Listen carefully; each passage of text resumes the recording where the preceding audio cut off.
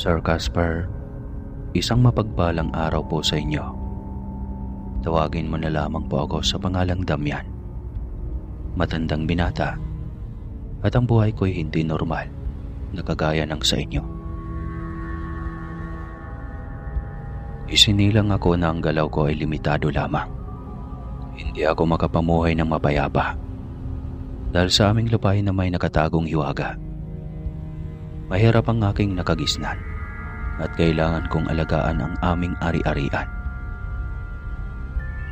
Ikukwento ko sa inyo ang aking karanasan sa liblib na lugar ng kabundukan ng kilalang mahiwagang bundok ng Banahaw. Kilala ang kabundukan namin sa nababalot na mga mahiwaga. Ang mga nilalang na namumuhay dito kaya noong unang panahon pa lamang. Hindi lahat ng tao ay nakakakita sa kanila.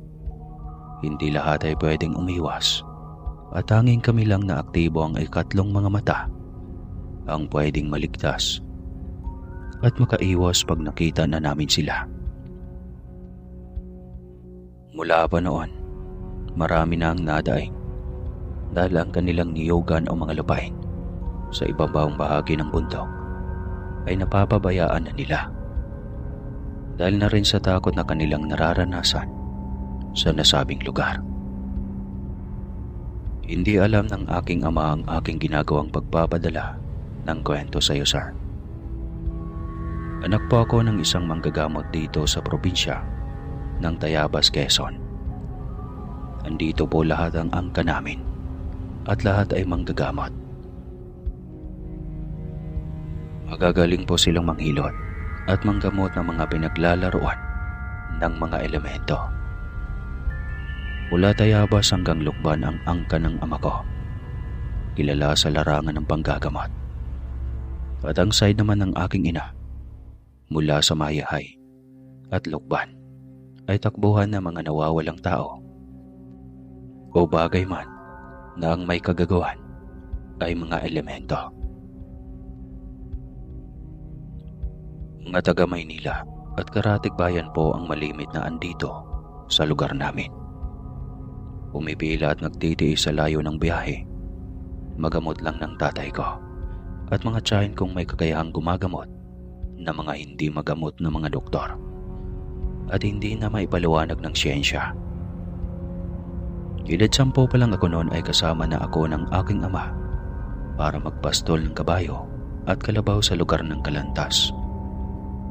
Ang paanan ng bundok Banahaw at sanay na sanay kami sa mahabang lakaran. Damian, talian mo ang paglalakad. Tama na ang patingin-tingin sa kung saan-saan. Alam mo naman na hindi maganda pag inabutan tayo dito ng dilim. Ani ni Itay. Itay, may sumusunod sa atin. Parang nakawala yata ang ating kalabaw. Diyos kong bata re. Hindi yan kalabaw. Kumuha ka ng dahon at kagatin mo. Magmadali ka. Pero Itay, may sungay po at nakatingin sa atin. Kalabaw nga yata natin. At agad naman akong binulungan ng tatay ko sa tenga ng mga salitang hindi ko maunawaan. Agad naman akong nagtaka tula na akong matatandaan. Pagdating sa bahay, pinaliwanag ng aking ama na isang malignong gala pala ang aking nakita nun.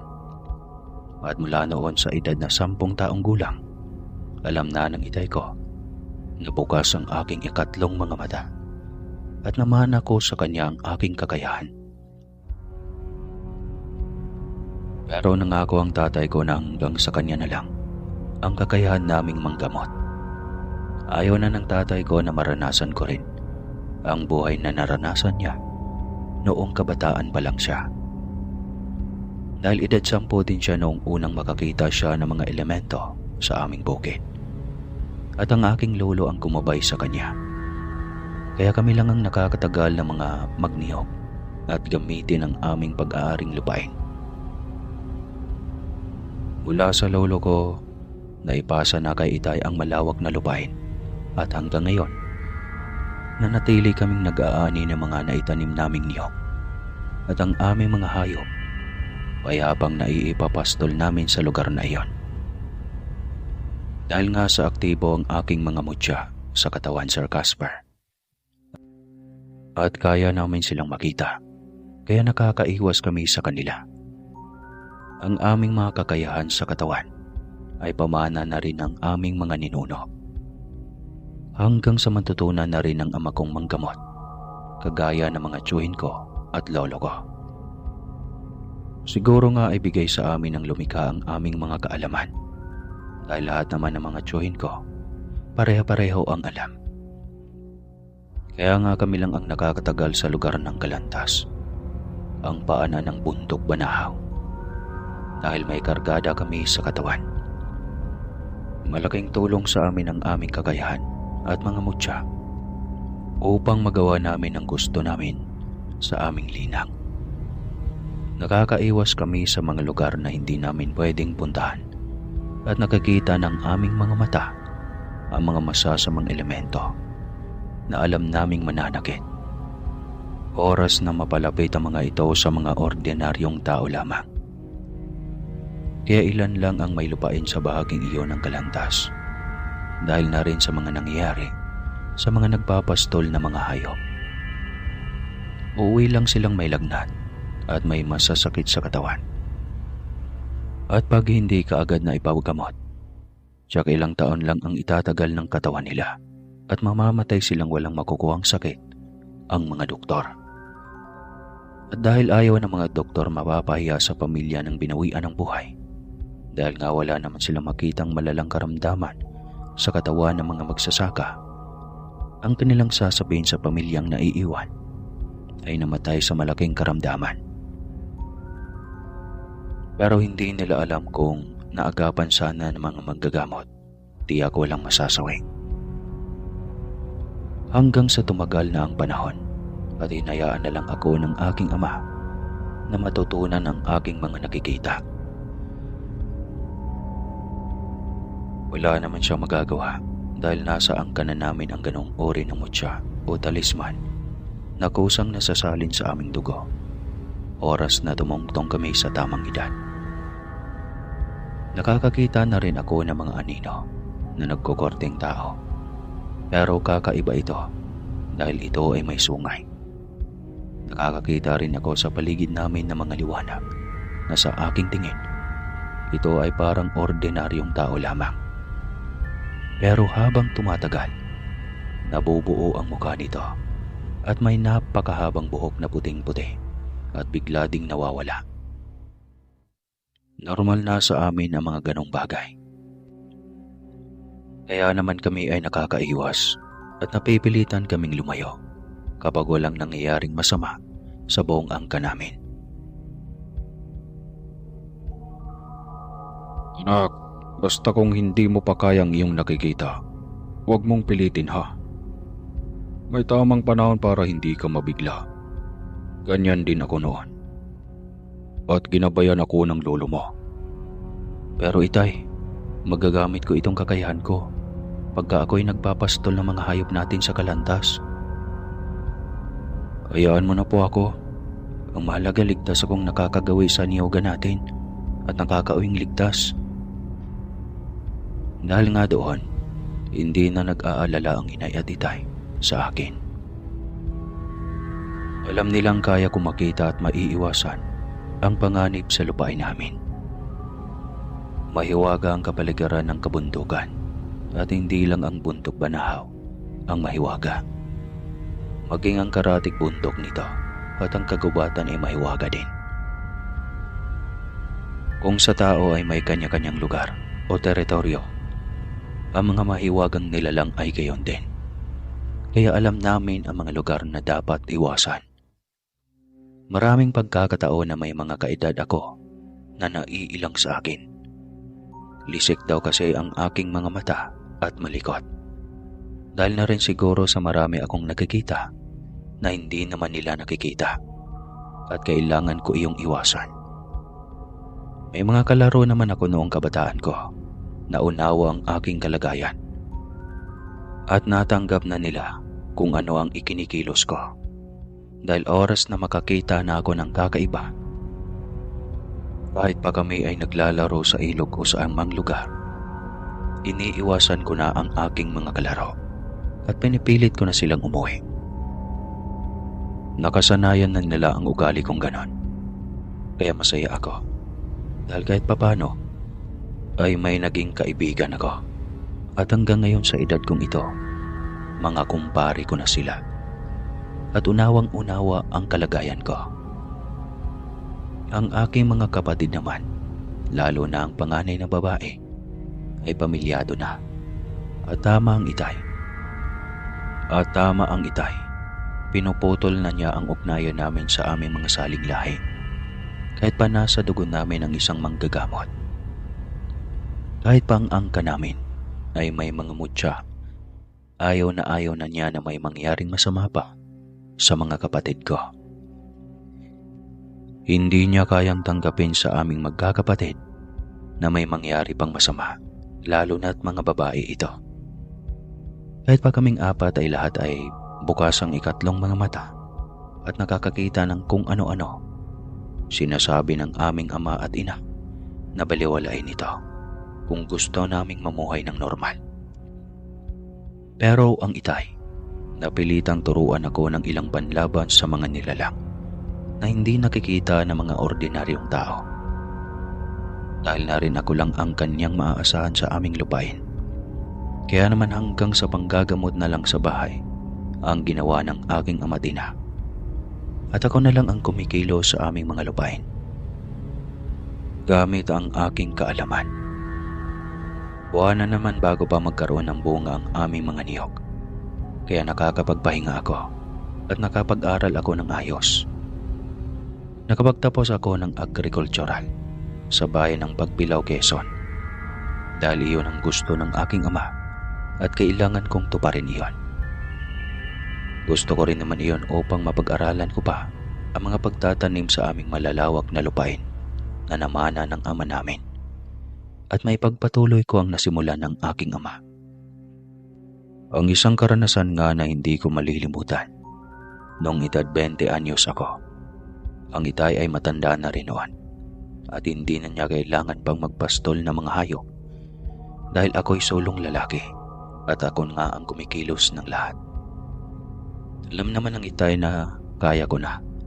Kaya hindi na ito nag-aalala sa akin. Hanggang sa isang gabi, nang papauwi na ako sa aming bahay, sinubok ng mga elemento ang aking kakayahan. At klaseng ako'y balak paglaruan. Sadyang ipinakita sa akin ang nagaganap sa kanilang mga teritoryo at nasasakaupan ito ng aming lupain. Pilit kong inaalis sa aking isipan ang aking mga nakikita at kailangan kong hanapin ang aming hayop na nakawala. Naputol kasi ang lubod nito dahil na rin siguro at luma na ito. Dahil dumidilim na ang paligid, dalian na akong kumilos dahil hindi maiiwasan. Inabot na ako ng gabi dahil sa aking kalabaw. Naglayo ito at pilit kong hinahanap. Kasama pa nito ang anak nitong maliit pa. Kaya hindi pwedeng hindi ko ito makikita. Isa rin ay delikado na ito pag makawala ng ganon at makarating sa kagubatan dahil hindi na namin ito makikita pa. Alam ko namang sa ilog lang ang punta nila at iinom ito ng tubig. Kaya naman agad akong nagtungo doon. Kahit malayo, handa naman ako. At may kagamitan naman akong dala tulad ng flashlight. Alam ko naman na handa na ako sakaling dumilim na ang paligid. Makakauwi pa rin ako sa amin ng ligtas. Pero sadyang pinaglalaruan ako ng mga elemento na walang magawa. Mula sa ilog ay natanaw ko na ang mag-inang alaga kong kalabaw. Nakatanaw din ako na parang dalawang hayop na nag-aaway. Malalaki sila at kasing laki sila. Halos katawan ng kalabaw na alaga ko.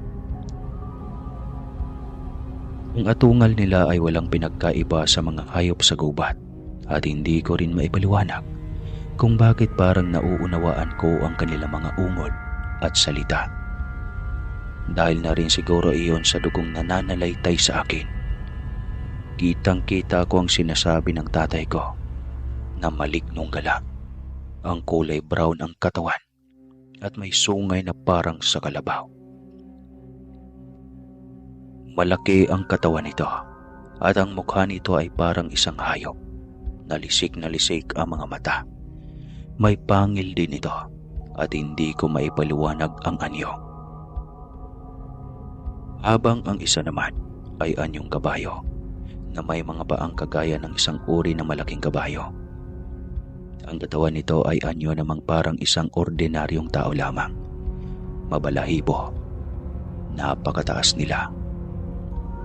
Umabot sila ng 6 na pulgada at galit na galit sila na para bang may pinag-aawayan. Patuloy naman akong nagbubulag-bulagan sa mga nahahakip ng aking mga mata. Gabi na at kailangan ko nang makauwi dahil mag-aalala na ang aking mga magulang. Alam nilang delikado sa lugar na aking pinagtatalian ng mga hayop namin. Natalian ko kaagad ang mag-inang kalabaw namin at deadma ako sa atungal ng 2 halimaw na iyon. Diyos ko, pauwiin ninyo ako ng ligtas. Ayaw ko pa pong mamatay. Isara niyo ang aking ikatlong mata. Parang awan niyo na po. Dasal ko habang hila-hila ko ang kalabaw namin. Talian ang kilos ko. Hila ang aming kalabaw. Pero ang nag-aaway na nila lang ay tuloy-tuloy pa rin hanggang sa naghabulan sila. Patungo ito sa pwesto ko. Agad akong naghanap ng matataguan at ang aking kalabaw ay nagwawala. Siguro ay nakita din nila ang nangyayari. Nakakita ako ng malaking puno at pinilit kong hinila ang kalabaw ko doon. Dasal ako ng dasal sa aking isipan dahil noon lang ako nakasaksi ng ganong labanan ng 2 elemento. Habang lumalapit sila sa pwesto ko, naaninag ko ang isa. Ang katawan nito ay parang sa kabayo talaga. Matipuno at may mataas na sukat at may mahabang buhok ang ulo. Tikbalang. Tama, tikbalang ang isa. At iyan ay naipaliwanag na ng itay ko noong nagniniyog kami dito. At kung hindi ako nagkakamali, ang isa ay ang malignong gala na tinatawag naman ng mga tsuhin ko na nakita niya habang nagpapastol ng kanyang hayop. Diyos ko, paano ako makakaalis? Baka magwala ang kalabaw namin. Hindi na ako mapakali. Nasasakta na ang kamay ko dahil sa lubid na tali ng kalabaw namin. Nagpupumiglas kasi ito at natatakot sa nag-aaway na elemento.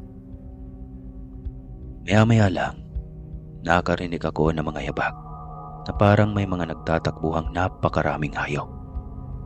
Lalo namang nagwawala ang kalabaw namin at napilitan na akong bitawan na ito. Nasugatan na kasi ang kamay ko. Hahanapin ko na lang ulit sila kinabukasan. Inihanda ko ang aking sarili. Plano ko, nabilisan ko na lang ang pagtakbo. Sa isip ko pa noon ay bahala na. Ang mahalaga ay makalayo ako sa lugar na iyon. Pero pagkalingon ko, napakaraming anyong tikbalang ang paparating. At siguro tutulungan ang kanilang kalahi. Nawalan ako ng daraanan at lalo akong napasiksik sa malaking katawan ng puno na iyon. Rinig na rinig ko ang kanilang mga pagbubuno. Klaseng pinagtutulungan nila ang malignog gala. Alam kong matatalo nila ang maligno dahil sa dami nila. At bahagya akong sumilip. Napuna ko na ang kalaban kanina ng maligno ay kakaiba ang kulay ng buhok kumpara sa mga sumugod ngayon. Ang maligno ay nakadapa na sa lupa at ang tikbalang nakakaiba ang kulay ng buhok. Nakatayo ito at may sinasabi sa kanyang mga kalahi. Sa tingin ko, hari siya ng mga tikbalang at nagbubunyay sila at natalo nila ang malignong gala. Muli akong nagtago. Mahirap na baka makita nila ako.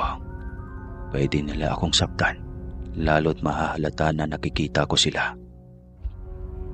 Hintayin ko silang umalis at naghahanda ako sa pagtakbo.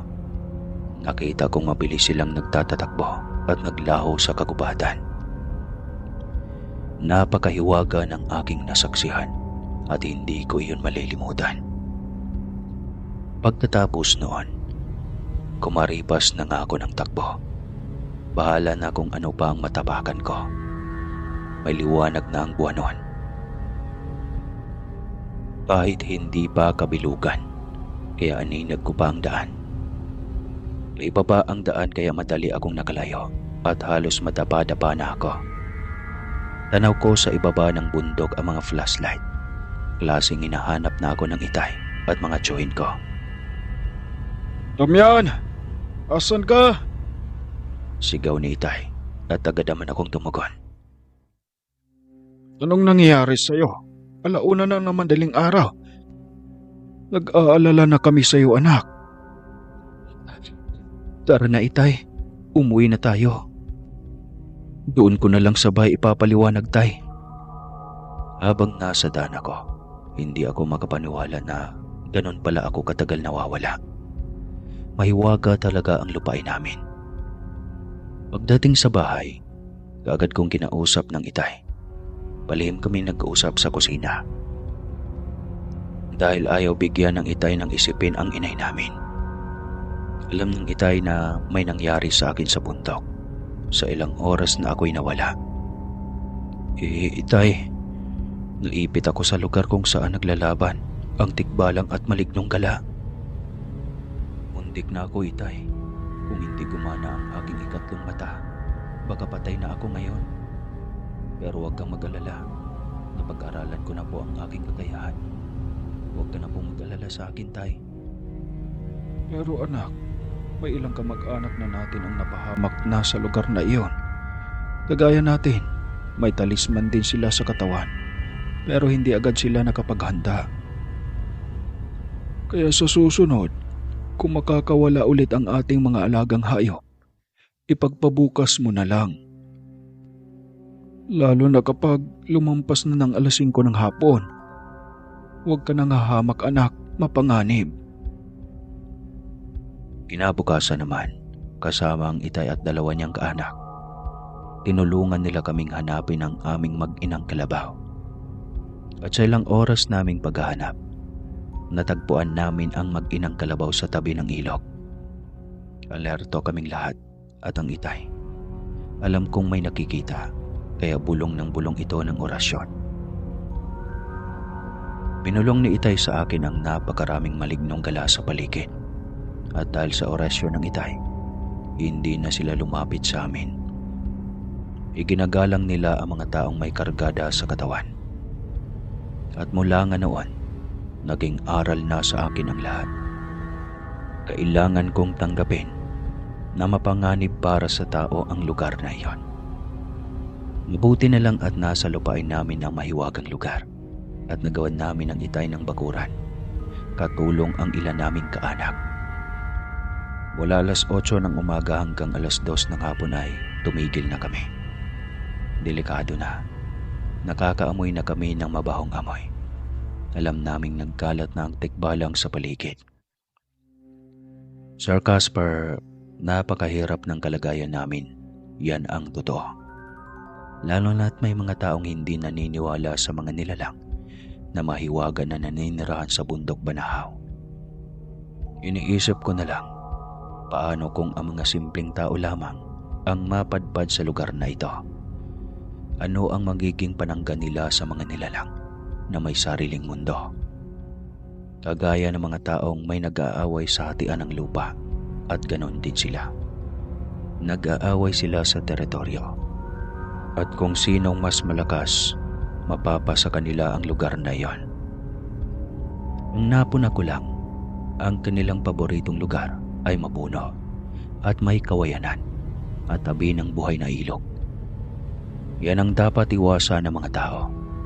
Pag may nararamdaman kayo na katahimikan at para bang lumulutang ang iyong pakiramdam, ibig sabihin noon, may naninirahan po doon at kailangan nyo nang umalis. Buhat nga na mangyari sa akin ang makasaksi ng isang nag-aaway na tikbalang at malignong gala, pinagpahinga mo na ako ng Itay. Maging ang aking mga tiyuhin ay nagbawal na huwag na munang lapitan ang lugar na iyon. Sabi ng matatanda din sa amin na kamag-anak, hanggat hindi pa natatapos ang awayan ng dalawang nilalang na iyon, ay walang katahimikan ng lugar. Kailangan daw naming bantayan ang lugar at baka may bandamay pa mga simpleng tao lamang. Ang mga tao kasing hindi kagaya namin na nakakakita ng mga elemento ay mapapahamak. Oras na sila ay malapitan o matabig ng nag-aaway na elemento, sasama ang kanilang pagaramdam at kinabukasan, lalagnatin ka na lang ng mataas. At kahit dalhin ka sa doktor, wala talaga silang makikitang sakit. Kaugalian na iyan dito sa aming bayan ng Tayabas hanggang Lukban. Maraming kukontra sa aking paliwanag, pero iyan ang katotohanan. Taong 1970 pa, nangyayari na iyan. May mga ilang mamimili ng niyog ang dumarayo sa kabundukan. At sila mismo ang nagbababa ng mga bunga ng niyog dahil mas mura kasi pag sila mismo ang pipick up ng mga bunga at sila ang magbababa sa kabundukan. Marami daw noon na namimili ng niyog ang bumababa ng kabundukan na may masama na ng pagkaramdam. At tanging ang takbuhan nila para magpagamot ay ang mga ninuno ng aking magulang. Kaya alam na alam namin ang sitwasyon. Pero sa ngayon, makabago na ang ating buhay. Karamihan high-tech na ang ating mga kagamitan. Pero maniwala man kayo o sa hindi sila umaalis sa lugar na iyon. Marahil nga ay ang nauuso ngayon sa mga kabataan ay ang hiking o yung mga mountaineers na pumapanhik sa kabundukan. Pero ang pagkakaalam namin, ipinagbabawal na ng gobyerno kapag sa mga mapanganib na bundok. At ang ilang samahan, minomonitor na nila ito.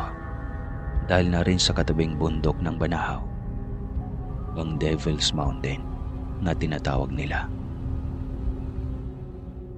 Alam naming konektado ang mga nilalang na aming nakikita. May mga portal sila na nakakapunta sila sa kabilang kabundukan ng San Cristobal, na kung tawagin nga ng iba ay Devil's Mountain. Marami nang nasawi sa lugar na iyon. Kaya naman ang aming lupain ay pinipilit na ng aming angkan na hindi na ipagbili sa ibang tao para na rin makaiwas sa panganib. Dahil kung kami nga na may mga kargada na sa katawan ay nahihirapan pa, iyon pa kaya mga simpleng tao lamang. Hindi ko na mabilang ang mga nagpapagamot sa aking mga tiyuhin at tiyahin na mga taga-syudad ng Maynila. Ang karamihan sa kanila ay mayayaman, na ang kanilang kaligayahan lamang ay ang pamamasyal sa kabundukan. Pero nagkakaroon sila ng matinding problema pagkababa nila ng bundok. Masasakit ang kanilang ulo at may sinat na. May mga pasa sa katawan at pag ginawakan ay masakit. Kaya naman kilalang kilala na ang pamilya namin na pinupuntahan nila oras na magkaproblema. Lagi ang bilin ng aking ama at ng aking mga tiyuhin na huwag munang dadalhin sa doktor ang pasyente.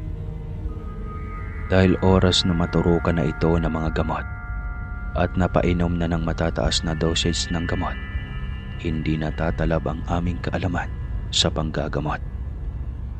May ganun pala, no? At sa awa naman ng aming mga gabay, gumagaling naman ang iba at nangangakong hindi na babalik sa lugar kung saan sila nagalaw o nakaramdam ng sakit sa katawan.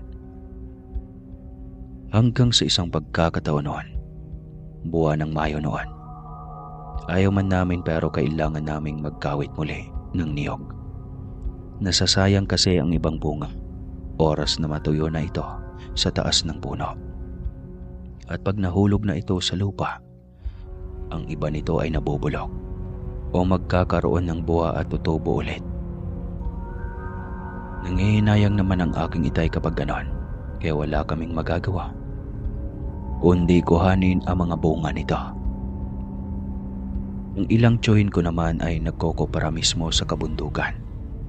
Malayo kasi iyon sa lugar na pinamumuguran ng mga tikbalang at malignong gala.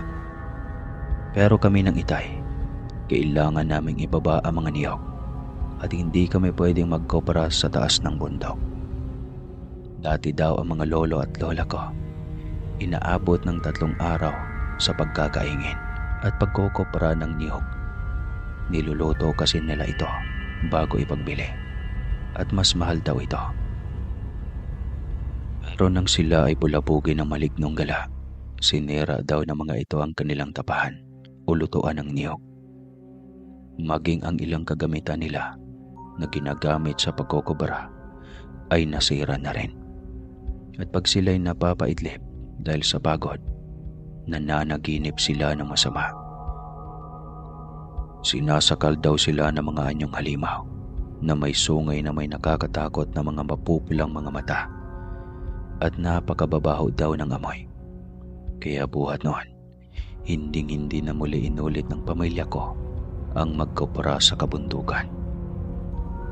Ibinababa na namin ang mga niyog gamit ang mga kabayo namin at kalabaw.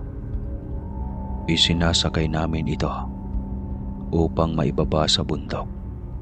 Minsan naman ay may nag-aabang na mamimili na doon lang sa highway. Ang kibo namin ay kailangang mabibilis at alerto. Kung ano man ang mahagip ng aming mga mata sa kagubatan, ay isinasawalang bahala na lang namin ito. Mas importante matapos namin ang pagkakawit ng niyog at sa oras ng 2:00 ng hapon, kailangan na naming bumaba ng bundok. Kinabukasan na kami babalik at dapat 7:00 pa lang ng umaga ay nasa itaas na kami ng bundok. Sanay na sanay ako sa ganitong buhay, Sir Casper. Nakakapagod pero kailangan naming lumaban dahil dito kami kumukuha ng pangkabuhayan. Malaki ang pera ang pumapasok sa amin ng itay. Halos ilang libo din ang halaga at hinati-hati namin iyon sa aking mga kapatid. Ang mga bayaw ko naman ay pinagbabawalan ng itay na sumama sa amin sa taas ng bundok. Tuwing nagniniyog kami, nasa tabi lang sila ng highway at sinasalaw ang ibinababa naming mga niyog. At ang iniisip ng itay, pag hindi na niya kayang umakyat pa ng bundok, sino na ang aking makakatulong? At yan ang alam kong laging iniisip ng itay. Nakikita ko itong nakatingin sa malayo at iniisip ang kalagayan ko. Huwag ka munang mag-isip ng ganyan, itay. Bata ka pa at matagal pa ang buhay mo. Ang ating alalahanin baka may maligaw sa ating lupain at hindi natin mabantayan.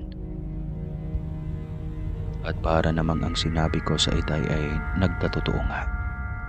Dahil may namataan ang kamag-anak naming mga kabataan daw na nagcamping sa malapit sa ilog na nasasakupan ng aming lupain. Nagkataon naman na 4:00 na ng hapon nang malaman namin ang itay. Kaya ayaw pumayag ng itay na umakyat kami ng bundok. Responsibilidad iyon ng mga taong barangay. Kahit pa yan ay lupain natin, alam ni na kapitan na private property ang lugar na iyon. Sabi ni itay na nag-aalala man sa mga kabataan, pero pagod na rin kami ng araw na iyon. Ako man ay ganon din ang pananaw ko, tay. Pero nakakapagod umakyat ng bundok. Baka aabutin tayo ng gabi. Kaya naman kinabukasan, 6:00 pa lang ng umaga, lumakad na kami ni itay. Malayo pa lang kami. Kakaiba na ang pakaramdam namin sa paligid. Ang itay ay umuusal na ng dasal at agad na lumikot ang mga mata nito. Kilala ko ang itay. Oras na malimit ang kanyang pagpitas ng mga dahon sa dadaraan na namin, alam kong may nakikita ito. Hindi man ganon kaaktibo ang ikatlong mata ko.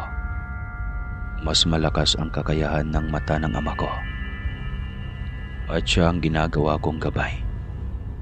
At maya-maya lamang nang malapit na kami sa lugar ng mga elemento, sumasama sa hangin ang napakabahong amoy. Damian, ang dami nila. At bakit kaya parang mas marami ang malignong gala? Hindi kaya sila na ang nanalo sa lugar na ito? Wala akong makitang lahi ng mga tikbalang. Mukhang natalo na sila. Itay, ang mga nagkakamping na kabataan, kailangan natin silang makita. Alam nating nananakit ang mga malignong gala. Tinalugad namin ng Itay ang aming lupain hanggang sa tabi ng ilog. Pero wala kaming natagpuan. Walang kabahayan sa lugar na iyon. At ang magdamag na pumirmi doon ay maraming pwedeng mangyari. Kinakabahan na ako at naging aktibo na rin ang aking ikatlong mga mata. Marami na akong nakikitang ibang elemento na para bang may itinuturo sila sa amin. Isang sigaw ang aming narinig na boses. Boses iyon ng tsuhin ko at nagmumula ito sa tabi ng ilog. Agad tumugon ang Itay at sinabing papunta na kami sa lugar niya at klaseng nauna ang tsuhin ko na maghanap sa mga kabataan. Damian, bumaba ka na ng bundok at humingi ka ng tulong kay Kapitan. Hindi na magising ang mga bata. May pulso pa naman, pero napaglaruan ata ng mga elemento. Sigaw ng tiyo ko. Napapatakbo naman ako pababa ng bundok at nag-aalala ako sa 4 na kabataan. Kung hindi namin maagapan, baka mahuli na kami at hindi na sila makabalik sa mga katawan nila. Marami naman akong nakasalubong at kanya-kanya silang nagbigay ng tulong. Dahil sa tirik ng dadaanan, inisa-isa naming buhatin ng 4 gamit ang kumot at kawayan. Hirapan kami na may tawid sa ilog ang 4 na kabataan dahil mataas na ang tubig ng mga oras na yon. Kitang-kita ko ang mga elemento na nagtatawanan sila at parang pinagkakatawaan pa ang aming ginagawa. Mga sira ang kanilang kagamitan at ang tent nila parang winasak ng matalas na bagay.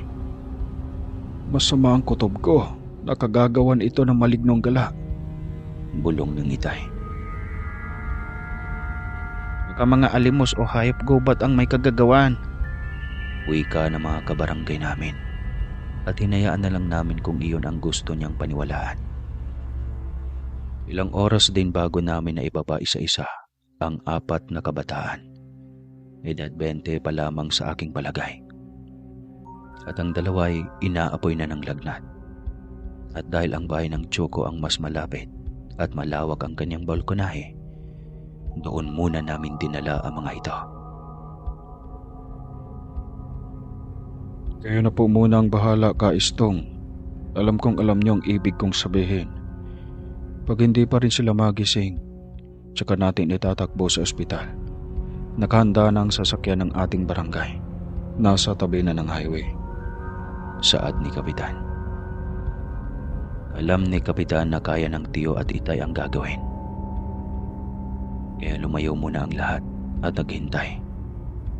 Nagsimula na ang tsuhin ko na magpausok ng insenso at nagsindi na rin ng kandila ang Itay.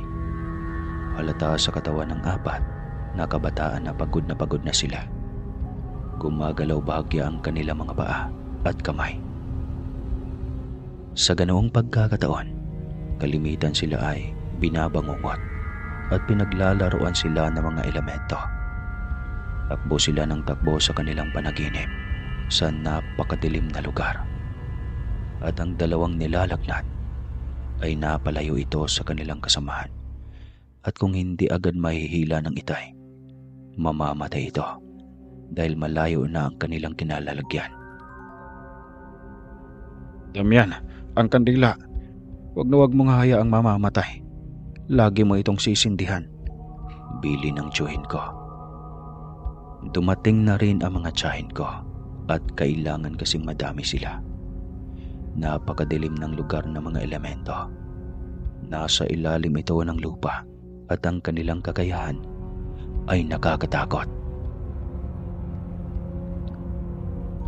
Umpo na silang lahat at nagorasyon. Bawal na silang hawakan o lapitan. Dumating na rin ang mga pinsan ko. Lahat kami aktibo ang ikatlong mata. Tulong-tulong kami para lang maibalik ang kaluluwa ng 4 na kabataan sa kanilang katawan. Hanggang sa biglang umulan at lumakas ang hangin. Pero kagagawan iyon ng mga elemento. Ayaw nilang ibigay ang kaluluwa ng 4. Gusto nila itong gawing laruan. Pero kita ko ang tiyo ko.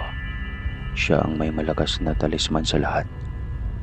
Kahit ito'y pigit, gumagalaw ang kanyang kamay at umuusal ito ng orasyon.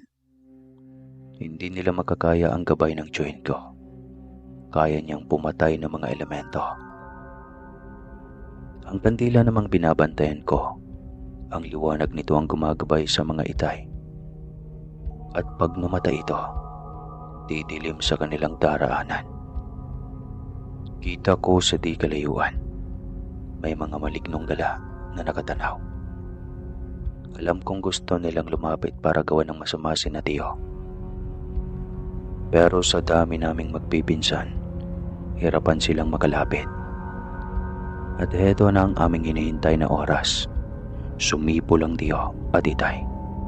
Ibig sabihin, hawak na nila ang 4 na kabataan. Maging ang aking 2 tiyan ay nagsimula ng bumulong. At yun ang hudyat na nakuha na nila ang 4 na kabataan. Maya-maya lang, sabay-sabay nagising ang 4 na kabataan at agad silang humingi ng tubig. Nagiyakan sa takot at nagtaka.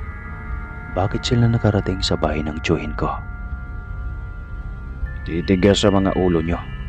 Sinalubong ko na kayo kahapon.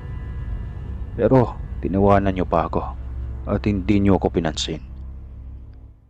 Halos ang aking pakiusap sa inyo na huwag kayong doon magtungo. Pero parang sinabihan nyo pa akong baliw. At ngayon, paano kung hindi namin kayo naagapan? Uuwi sana kayong bangkay. Wika ng tiyo kong pagod na pagod at naaawa ako sa kanila. Matatanda na at kita kong hirapan na silang makipaglaban sa mga elemento. Malignong gala palang gumagambala sa inyo. At ang 2 sa inyo, muntik nang itapon sa kawalan. Isang lugar na walang hanggan ang kadaliman. At isang pagkakamali lang namin, hindi na kayo makakabalik pa sa pamilya nyo. Paliwanag naman ng itay. Isuka ninyong pilit ang laman ng inyong tiyan.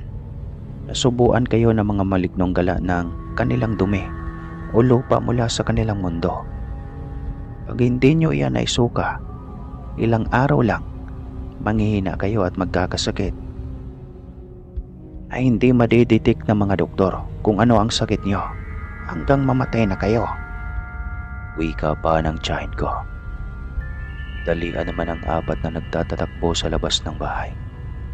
At pinainom sila ng tiyahin ko ng katas ng dahon ng ampalaya.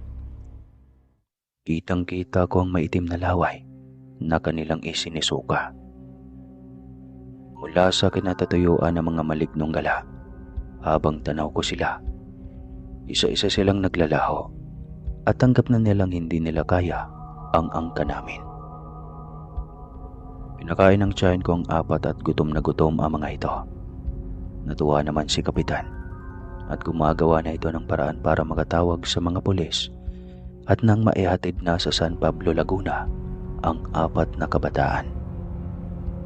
Tandaan nyo ha, hindi laro ang pasukin ang kabundukan ng Banahaw at ang katabi nitong bundok na San Cristobal. Higing aral na sana sa inyo ang inyong karanasan. Ipamalita nyo ang inyong karanasan. Paalam na sa inyo. Ayaw ko na kayong makita pang muli. Saan ang tiyuhin ko at nag-iyakan ang 4. Humingi naman sila ng tawad na 4 sa tiyuhin ko. Opo, patawad po. Nakakatakot po ang anyo nila. Parang kalabaw ang katawan at ang baho po nila. Ang lugar nila ang dilim at ang kanilang hangin masakit po sa balat. Pero nung mahawakan niyo kami, gumana ang aming pagaramdam. Salamat po talaga, Manong. Kwento ni Jeff. Siya daw ang leader ng grupo. Walang tigil naman sa kakayakap ang apat sa itay at tiyuhin ko bago sila umalis. At sinabing hindi na sila babalik. Nangako din silang sasabihan nila ang ilan pa nilang kasamahan na nagbabalak sumunod sa kanila. Habang tinatanaw namin sila papalayo, sakay ng mobile na mga pulis, rinig namin ang atungal ng mga malignong gala sa kabundukan. Ang ibig sabihin, nanalo na sila sa mga tikbalang at sila na ang maninirahan sa aming lupain. Kay hirap ng aming katayuan mula noon. Dahil galit din sila sa amin. Damian, mag-iingat kayo ng itay mo. Magpalamig muna kayo. Total, kapag niyog na naman kayo, huwag na muna kayong aakyat ng bundok. Ibababa mo ang mga hayop nyo dito sa kapatagan. Traitor ang mga malignong gala. Baka saktan ang mga alaga nyong hayop. Nangyari na yan sa akin. Ilan din ang pinatay nila. Laki ng perang nawala sa akin noon. Saad ang tiyuhin ko.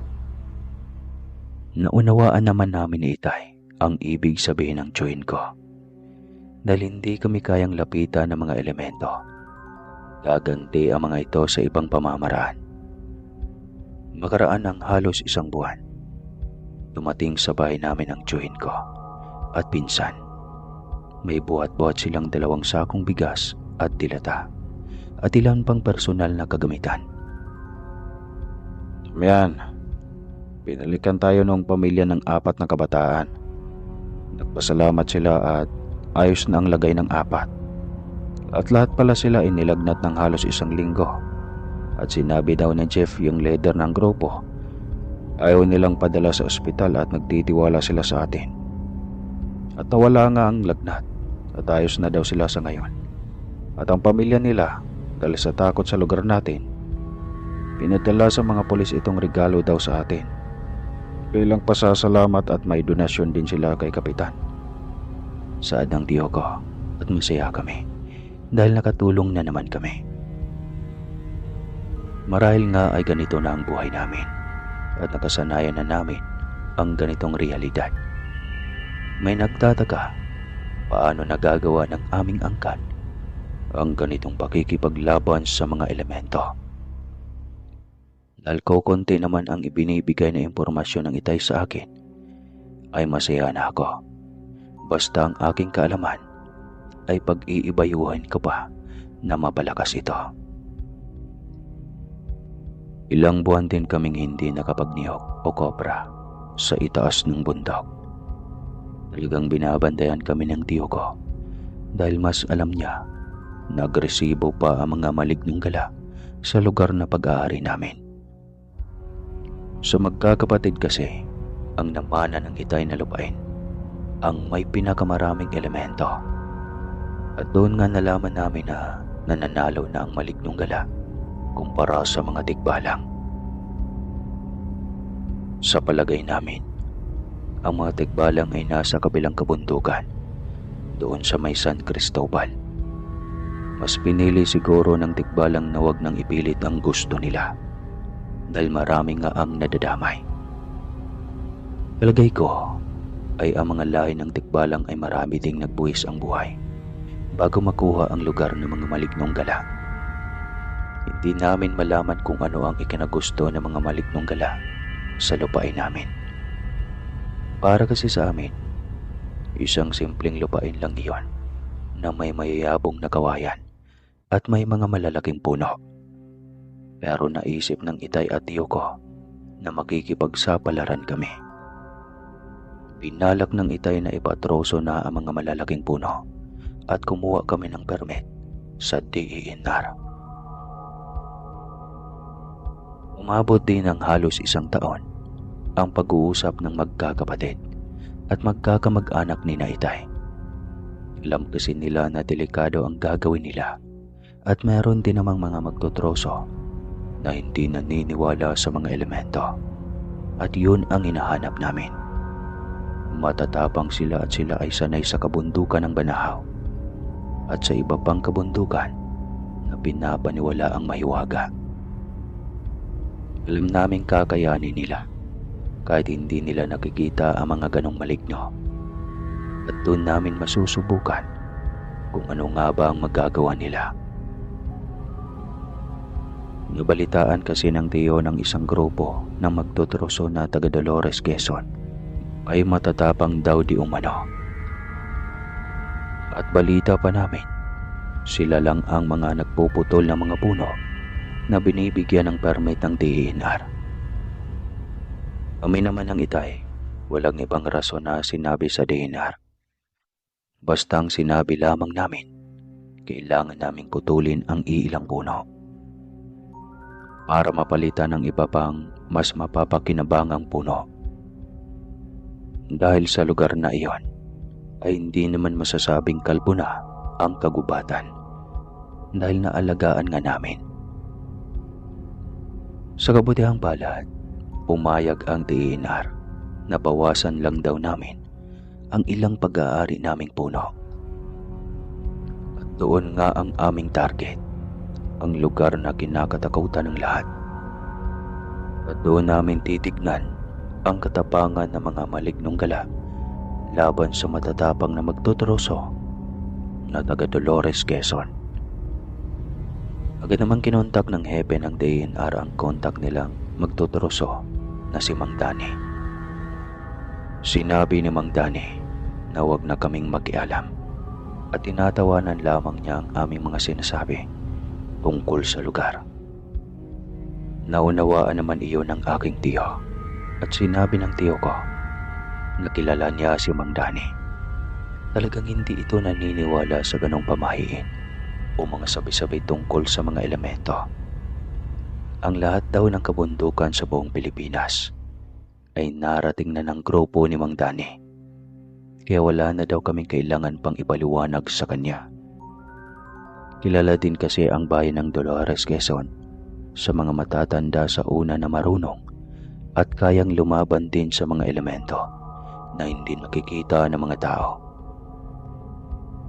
Ang kutob namin ng Tiyuko ay may tinatagong lihim si Mang Dani. Kaya naman napagpa siya ng magkakapatid na ipaputol na talaga ng tuluyan ang nasa 8 kapuno at ipapalinis namin ang lugar, pati na rin ang kawayanan. Basta ka ito, Kaoro, ang ating usapan. Huwag na po kayong mangingialam. Ako na po ang mananagot kung anuman ang kahinatnan sa aking mga tauhan. At ang lahat po ng mga sinasabi ninyo ay aking naunawaan. At kinagalang ko ang inyong kaalaman. Pero sa pagkakataong ito, ipaubaya nyo sa akin ang inyong mga puno. At kumpleto naman tayo sa permit. Basta po ang gawin na lamang ninyo, huwag na lang muna kayong pumanik sa itaas ng bundok habang ginagawa namin ang pagpuputol. Maniwala po kayo, ako na ang bahala. Huwag po kayong mag-alala sa akin. 20 taon ko na po itong trabaho. Saad ni Mang Dani. Nagkatinginan na lang ang Itay at ang tiyuhin ko. At sa aking pagkakaintindi ay parang nayayabangan ang tiyo ko kay Mang Dani. Kaya sinabi ng tiyo ko na sige, bibigyan niya ng 1 buwan para maputol ang 8 puno na may permit na. Hindi ito basta-basta puno lang na ordinaryong nakikita niyo, kundi malalaking puno ito. At ang kawayanan naman ay kanila na. At yun na lang ang pinakapambayad sa labor nila. Nagkaintindihan na ang dalawa, maging ang Itay. At bumaba na kami, umuwi na ng bahay. Sinabi pa ni Mang Dani na sisimulan niya ang pagpuputol sa araw ng Biyernes. At muling tumango lang ang Itay ko. Diretso na kami sa paglalakad, pauwi ng bahay. Dumating na nga ang araw ng Biyernes. Rinig na namin ang mga power saw na tumutunog mula sa aming lupain. Excited na ako sa mangyayari. Nasa isip ko na baka ito na ang katapat ng mga malignong dala na yon. Maaalis na ang mga malalaking puno sa lugar at liliwanag na ang parting iyon. Maaalis na din ang madidilim na kagubatan. Ang kanilang mga pinagtataguan ay tiyak na hindi na nila magugustuhan ang mangyayari. Pati ang kawayanan na kanilang tirahan ay pinapalinis na nga rin ng aking itay. Kaya naman kami ay nagkakape lamang tuwing umaga at nakaabang sa mangyayari. 3 araw din iyon at alam ng itay na may hindi magandang mangyayari. Pero habang lumalakad ang mga araw, ang napuna ng tiyuko, umuugong lang ang power saw sa araw ng Martes at Biyernes na lamang. At noong kabilugan naman ng buwan, hindi sila umaabot ng hapon. Bumababa agad ng bundok ng 2:00 ng hapon. Dahil doon alam ng tiyuko na may talisman din si Mang Dani. At nakakaunawa din kagaya ng angka namin. Kaya pala tinatawanan niya ang mga sinasabi ng tiyuko habang nagpapaliwanag ito. Damian, mabuti pa abangan mo sa highway kung ano ang itsura ng mga punong ibinababa nila. Kung inuna ba nila ang malalaking puno o yung katamtaman lamang. At makibalita ka na rin kung ano ang nangyayari sa mga tauhan ni Mang Dani. Nakakakuha ka ng balita, lalo na sa mga pahinante ng truck na pumipick up ng mga puno. Utos sa akin ng itay at dali-dali nga akong tumambay sa tindahan sa highway. At hindi pa ako nagtatagal. Rinig na rinig ko ang pinag-uusapan ng 2 pahinante na nagmemeryenda sa tindahan. Grabe ang nangyari sa power saw ni Rode. Isipin mo, nasira at naputol. Kahit wala namang gumagalaw. Napakahiwaga talaga ng bundok na yun, ano pre? At ako'y nagtataka kay Mang Dani. Una siyang lumapit sa puno at may ibinudbud na puting pulbura bago putulin ang mga puno. Ang galing talaga ni Mang Dani. Bilib ako sa taong iyon. Kaya talagang tumatagal siya sa kanyang negosyo. Dahil siya lang ang malakas ang loob na magtuturo sa dito sa bayan natin. Kwento ng isang hindi pa naman katandaang lalaki na nagmemeryenda sa tindahan. At alam ko ang tinutukoy nila. At doon pa lang, naging bilib na rin ako kay Mang Dani. Napansin ko nga na 4 na ang malalaking puno ay may budbud na parang puting harina.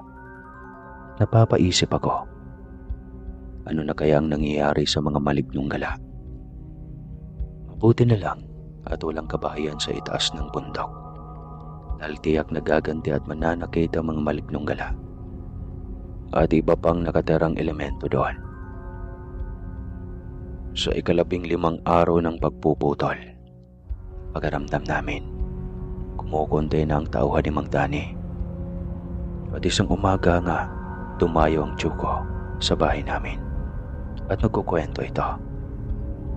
Nang siya daw ay nagpapastol ng kanyang hayop, napansin daw niya ang mabibilis na anino at mga yabag na nagtatakbuhan. Klase daw ay may malakas na talisman si Mang Dani at kakaiba sa talisman ng angka namin. Pag kinakatakot ko ngayon, pagkatapos nilang magputol ang puno, tiyak nagaganti ang mga malignong gala. Higing ang iba pang mga elemento, tiyak galit dahil may kaalaman si Mang Dani na kayang pumatay ng kahit anong klase ng nilalang sa lupain nyo. At yan ang paghahandaan natin. Walang kapatawaran ang ginawa natin. Tiyak na nasira ang kanilang tahanan. Maniwala kayo. Ani ni Tio. Eksaktong 30 araw nga natapos magputol si Mang Dani. Umulong ito kay Itay matapos magbayad. At nag-iba ang ora ni Itay matapos itong bulungan ni Mang Dani. Nagpaalam na ang grupo ni Mang Dani at ang Itay ko nananatiling walang kibo. Itay, anong sinabi ni Mang Dani? May problema ba? Masama anak. Napakarami pala nilang nasirang power saw at hindi natin namalayan. 2 niyang tauhan ay namatay pala. Ganun daw kabagsik ang malignong gala na naninirahan sa lupain natin. At hindi daw magtatagal, tataas na ulit ang gubat at kawayanan sa lupa natin. Wala na daw tayong magagawa pa. Nanlaki ang mga mata ko sa takot at awa sa namatay. May pamilya sila at mga anak. Nagawa talaga nilang pumatay. At kahit may kargada na at may alam si Mang Dani, hindi niya nagawang iligtas ang kanyang tauhan na yon. Ibig sabihin, may lahing demonyo na ang mga elementong yon. Huwag na muna tayong umakyat sa bundok anak. Mahina na rin ako at maging ang tiyo mo, matanda na rin. Ang kaalaman mo naman ay limitado lamang. Kaya natatakot ako anak. Buhat ihinto na namin ang pagpapasa ng mga talisman sa inyong henerasyon. Humina na tayo anak. Ramdam ko ang takot at pag-aalala ng itay at maging ang tiyo ko, ganon din ang pananaw. Sa mga anak kasi niyang puro babae, ayaw na rin ng tiyo ko na ipasa ang kanyang talisman. Tanggap ko ng paghina ng aming kakayahan. Tanging 3 mata na lang namin ang aktibo para makaiwas kami sa mga mabanakit na elemento. Masaya na ako noon at ang mahalaga, panatag na kami. At mamumuhay na lang ang henerasyon ko na simple at payapa. Mula nga noon, Sir Casper, wala nang makalapit sa aming lupain at nagbabalak na lang ang aking itay na ibenta ito sa gobyerno. Dumaan ang mga taon, naunang-una mayapa ang aking tiyo. Ang mga anak niya na puro babae, lahat aktibo ang 3 mata at wala nang marunong manggamot. Ang kanyang panganay na anak ang may hawak ng talisman ng tiyo na para lamang sa panggagamot ng simpleng karamdaman ng kanyang pamilya. Si itay sa awa ng Diyos, malakas pa naman pero sa bahay na lang. Ako naman hindi na nag-asawa pa. May mga pamangkin naman akong parang anak ko na, kaya masaya na ako. At ngayon, 2024 na, Sir Casper. May ilan kaming kamag-anak ang natutong gumawa ng masama. Nanloloko na ng tao sa pamamagitan ng hilot at panggagamot ko no. Alam naman nilang buhay pa ang itay ko at ang ilang kapatid na babae ng itay. Alam namin na wala naman silang kakayahan at namemera na lamang. Hanggang sa nagkawatak-watak na ang aming angkan. Nag-away-away na ang mga kabataan. Hayaan mo na sila, Damian. Ang intindihin mo ay ang buhay mo. At alagaan mo ang mga pamangkin mo. Hanggat kami nabubuhay ng 2 ko pang kapatid na babae, hindi sila magtatagumpay. At hanggat kaya ko pang bumulong ng orasyon, hihina sila. Maging ang kanilang lakas mawawala. At tama nga ang itay. Ang mga pinsan kong gumagawa ng masama, nababalitaan na lang namin na humihina na ang katawan at isa-isang nagdandamatay. Maiwaga talaga ang taglay na kakayahan ng aming angkan, Sir Casper. Sayang nga lang at ayaw ng mga itay na isalin ito sa amin. Gayon pa man, kahit panahati na ang aming angkan, marami pa rin sa mga kamag-anak namin ang nananatiling may takot pa rin sa Diyos. Sir Casper, hanggang ngayon ay kilala pa rin kami sa aming lugar at may ilang malalapit na kaibigan ng itay na nakikiusap pa rin na gamutin sila. Pero pili na lang yon. Ang mga matatalik na kaibigan na lang ng itay ang kanyang binagbibigyan. Ang lakas ng itay, para na lang sa kanya iyon. Alam niyang ang nagbibigay na lang ng lakas niya ay ang kanyang talisman na nakabaon sa kanyang katawan na lagi pa rin niyang pinapakain ng orasyon.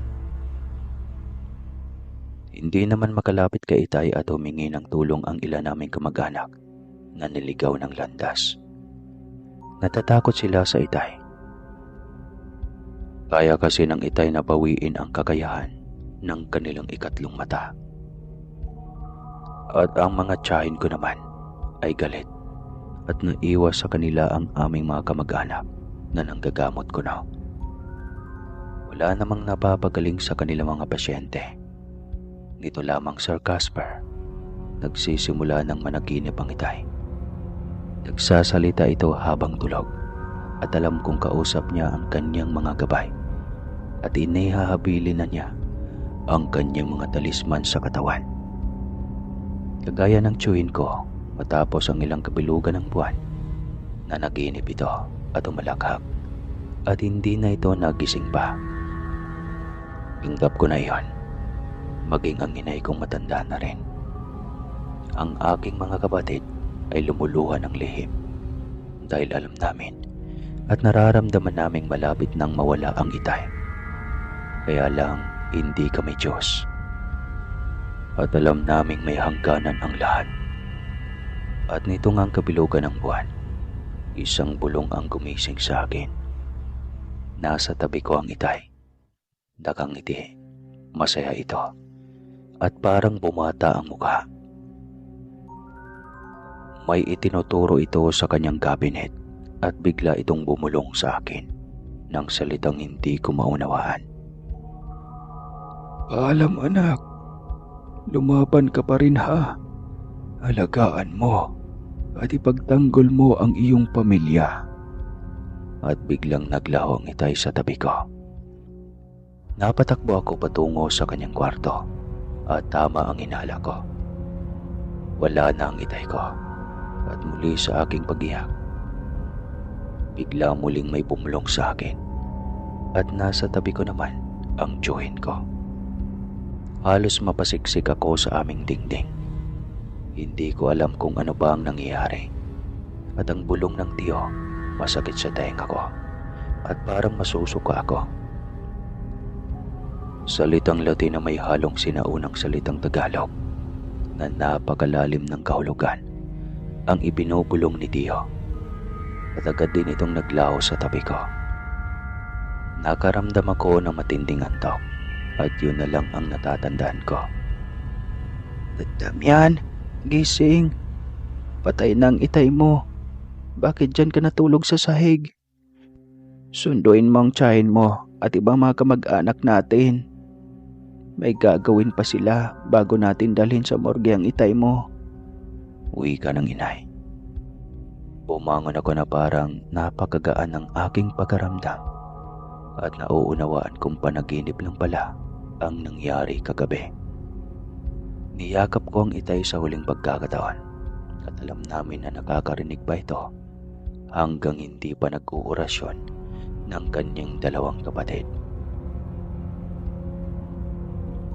Itay, gabayan mo ako ha. Sa ngayon, sa akin na lang umaasa ang ilan nating kaanak. At mula ngayon, ang itinuro mo sa akin ay aking palalakasin pa. Salamat Itay. Sumama ka na kay Tiyo ha. Maglakbay na kayo. Matapos nga ang orasyon ng mga tiyahin ko, biglang naging mistulang kalansay na ang aking Itay. Para bang nawala ang kanyang mga kalamnan na halos hindi ko na matagalang tignan. Ang sakit para sa akin na wala na ang aming ama. Matapos ang libing, araw ng Biyernes noon, natutulog ako sa duyan sa likuran ng bahay namin. At pagmulat ko ng mga mata ko, may katabi akong 4 na kabayo at maamo naman silang nakatingin sa akin.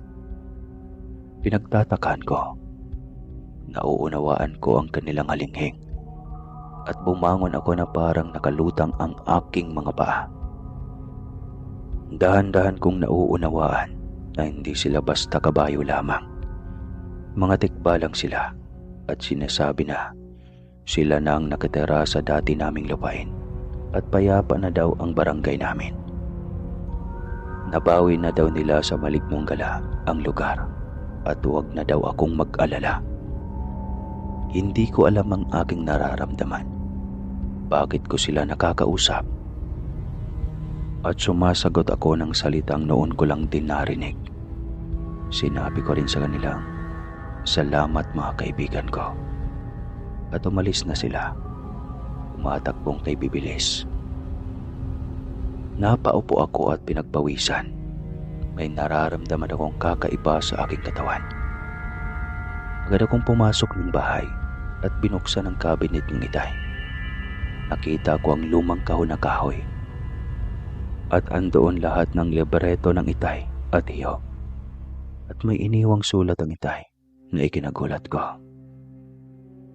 Anak, nasa katawan mo ang talisman ko at ang talisman ng tiyuhin mo. Napakalakas mo na anak at huwag mong gagamitin sa masama ang ibinigay namin sa iyo. Huwag mong sasabihin sa iba ang ginawa namin ng tiyuhin mo. Maging sa inay at kapatid mo, ilihim mo anak para hindi sila mag-aalala. Mahal na mahal kita anak ko. Mag-iingat ka.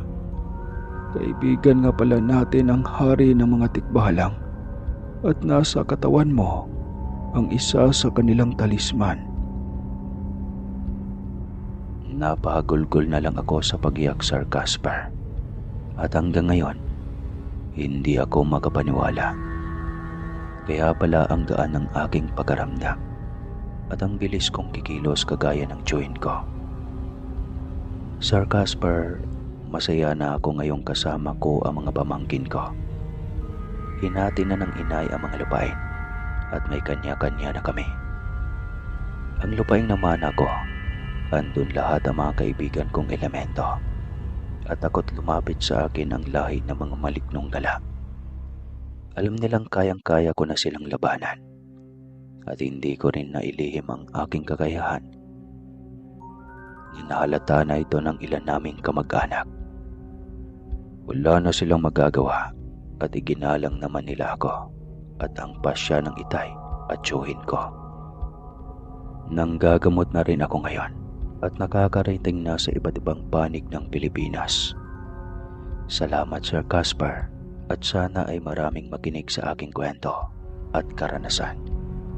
At ang pamilyang aking pinagmulan, sana po ay inyong igalang. At hanggang dito na lang po ang kwento kong ito, Sir Casper. Maraming salamat po sa lahat ng nakikinig sa kwento kong ito. Sana ay may aral kayong napulot. Muli po, ako po si Damian ng Quezon.